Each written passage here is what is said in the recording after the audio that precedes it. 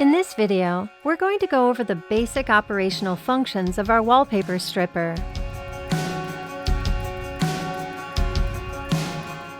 The steam stripper is safe for drywall and plasterboard surfaces.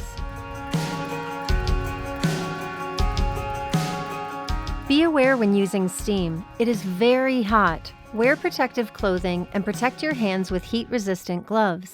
And never leave the unit running unattended.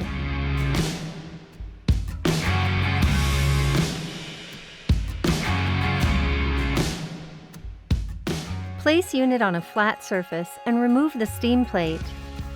Fully uncoil the hose and supply cord. Connect the thread on the steam plate to the end of the hose. Do not over-tighten. To fill the unit, remove the pressure cap and fill with hot water to max water level. Do not overfill or use additives. Replace the pressure cap and plug the unit into a wall socket.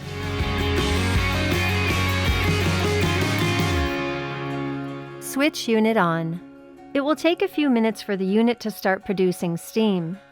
When ready, lift the steam plate above the level of the tank to allow condensed steam to run back down the hose and into the tank. Place the steam plate flat against the wall for approximately 10 seconds.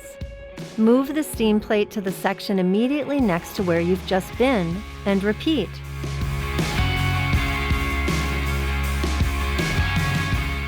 When finished, switch the unit off, unplug, and let cool. Slowly unscrew the cap to release any steam. Empty the remaining water out of the tank. Recoil the cord and hose. At Sunbelt Rentals, we rent the tools and equipment customers need to accomplish anything they want to do. I hope this basic operational guide to the wallpaper stripper has given you all the information you'll need. For further information, please contact us at 1-844-SBR-TOOL.